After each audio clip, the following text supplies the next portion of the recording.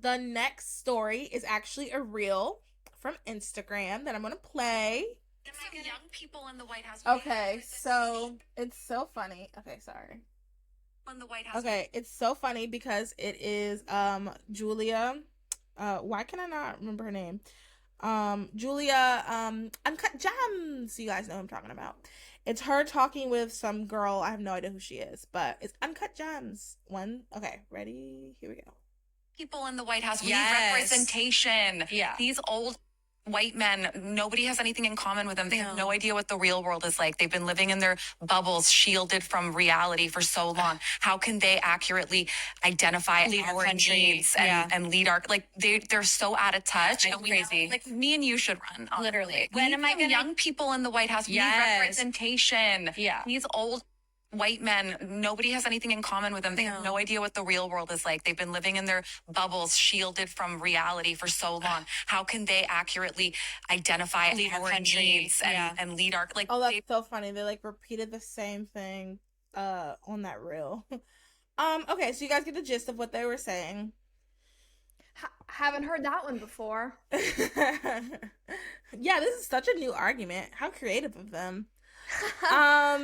Who you want to go first? You want me to go first? Yeah, I can start off. Well, obviously, okay, the thing that like the big thing with this is Spotify, Spotify like collabed with this. This I reel. will This- say Go they ahead. are a Spotify podcast. So Okay, that is but my point, but like Okay, go ahead, why would Spotify use its platform to post this non-substantive, nonsensical 15 seconds? You see what I'm saying? Mm-hmm. Fair.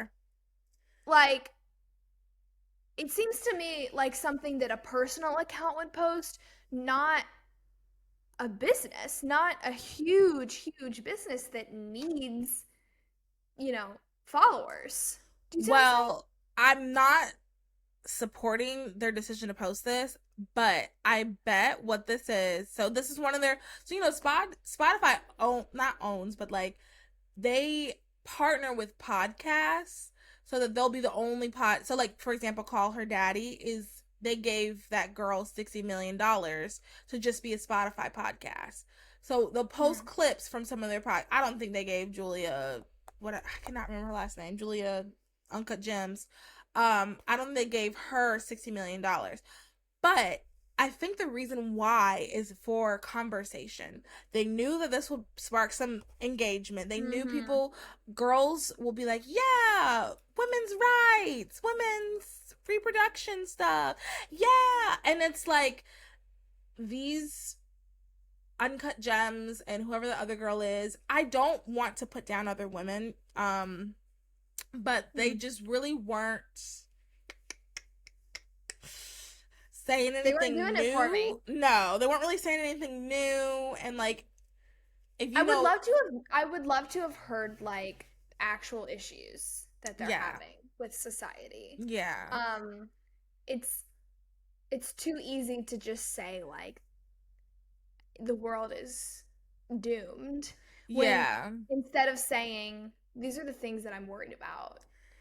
And I also feel like I love the somebody commented, I think it was a shout out to Adam who commented, I hate my generation. Because That's funny. this is how our generation talks about current events.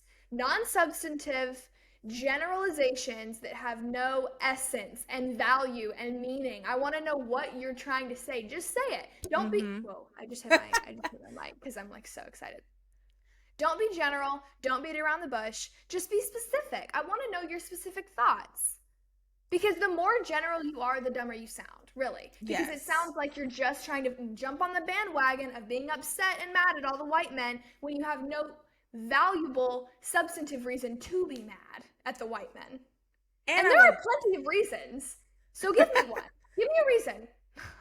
And I want to add, it felt very much kettle and pot because she was talking about them being in their bubble, and it's like, Julia, sweetheart, you're in a bubble too. Like, you probably have more in common with them than you think. You certainly have more in Mm. common with them than I do. So Two let's, white girls, two rich white girls talking about how much they hate rich white men. yeah, like, I don't know. That Yeah. sounds a little crazy. So that also got me thinking, like, what what do we want for the future when it comes to our politicians? What are some things that you think we should be looking for? Like, let us be the girls that have substance to what we're talking about. Mhm. What are some things that you're looking for? And when, because election season is in full force, we had Mr. Biden, President Biden, announce that he's running again. Yes, We've ma'am. had Robert Kennedy Jr. Is it? Yes, he announced that he's Oh, I running. didn't know that. Yes, he announced that he's running, and I want to say another a governor announced this morning. I got a notification that he's running, and I'm gonna be honest. Right now, the race really is between Trump Yeah, and Biden, but totally. like let's discuss other people running as well. Yeah, But like, let's what just are give it some energy. Why not? yeah? So, what are some things that you're looking for?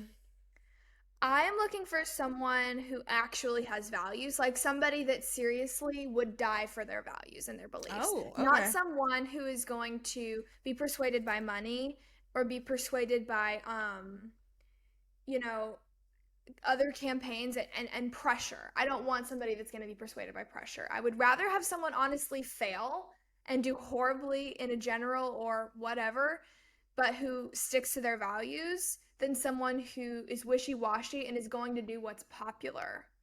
You see what I'm saying? Yes, and I agree completely. I think that I think that when this election's coming up, when we're looking for people who we should be voting for, I think it's really important to like recognize what are our values. So like for myself, I'll say like I want to vote for someone who espouses Christian values. That is who I would like to vote for. When the time comes, who are the two people there, we'll see.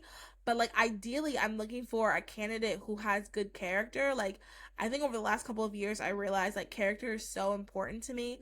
So who Mm-hmm. has good character and who I think, like you said, like will stand up for truth. I think truth is probably the most important thing. I think that's something that all of us, like everybody listening, whether you are on the same political side as myself or not, but like we all want someone who's going to go with the truth because obviously, you know, many of us feel as if we've been lied to about a variety of things that have happened in the last couple of years. And we want someone who's going to tell us the truth and stand up for the truth. Mm-hmm. And yeah, I those are And some I things don't that we're looking for. and I don't mean just standing up for the truth among the base. It's really easy for pro-lifers to tell other pro-lifers why we're pro-life. Right. I want someone who's going to be that in the face of anything. And that's hard. I know that I Yes. sway. I sway in the stupidest ways when I'm around people I don't feel comfortable with. But I think we should hold our politicians to a higher standard. And that means being strong in the face of adversity, but not strong in a way that, is going to get Fox News excited. Yeah. Strong in a way that is loving, empathetic, and probably not going to make headlines, but is going to reach you on a personal level. Maybe that's too naive, but that's what I'd like to see.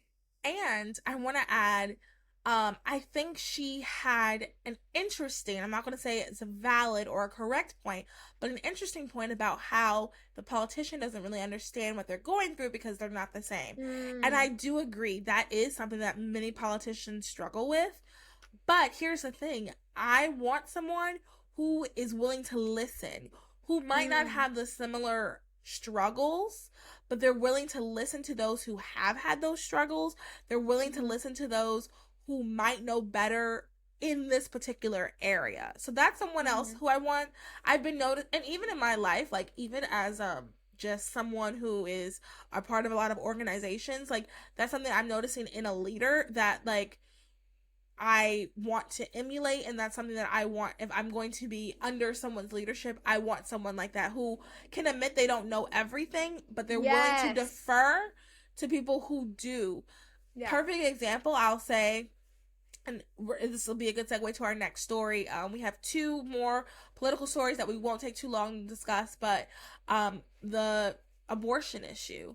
The truth is, no man can understand what a pregnancy is, understand Mhm. how it feels to have a period. There's no way. Does that mean we can't have a man as the president? We can't have a man, on a bill? No, that's not what it means. It means Right. that that man doesn't understand that, but is he willing to listen to women who can explain, Mhm. what, actually during a period, it could be actually very painful. So it'd be great if we can, Mhm. add this legislation. You know what? When a Mhm. woman Mhm. has a baby, well, it really, for her mental health, for her physical health, for the baby's health, it actually would be nice if she could have 6 weeks of paid leave from her Mhm. job. This is when we can come in and discuss and have conversations. um that is something that I am looking for in a president. And the next couple of months we're going to see who exemplifies these things, and let us know, what are you guys looking for in a president? What are some Yes. things that you want your president to, some characteristics? And you can tell us, be pro-life, obviously. Those are the girls, we are pro-life, so be pro-life, or some things. Standing up for truth and good character. Christian. I want someone who's Christian, because I do, but I want someone who doesn't just say they're Christian, but like exemplifies, like Yeah. you can see there's fruit in it. So Yeah. let us I would know. I would rather I would rather someone who has, strong moral character but who probably doesn't identify as Christian than somebody who identifies as Christian and is horrible. Because honestly, which one makes Christians look worse? Okay, that's a hot take. That's a hot take. I go back and forth, because I do think the difference between someone who does not identify as a Christian and someone who does, but does make us look bad, is like, we can hold the person who does identify as Christian accountable. But like, if Uh-huh. someone who's non-Christian does do something bad, like, I can't. That's. I think we can still hold them accountable morally. Sure, you can hold them accountable morally, but like, let's say, for example, if it's someone who doesn't have, who just, their morality is defined by like the current system, like they don't have anything concrete. So why why should I tell them that like murder is wrong, just because we Well, think it's murder? what if they're a pro-life atheist or something? Then that's fabulous that they're pro-life. Well, my thing is like, um if you don't have something that's like, they're pro-life atheists.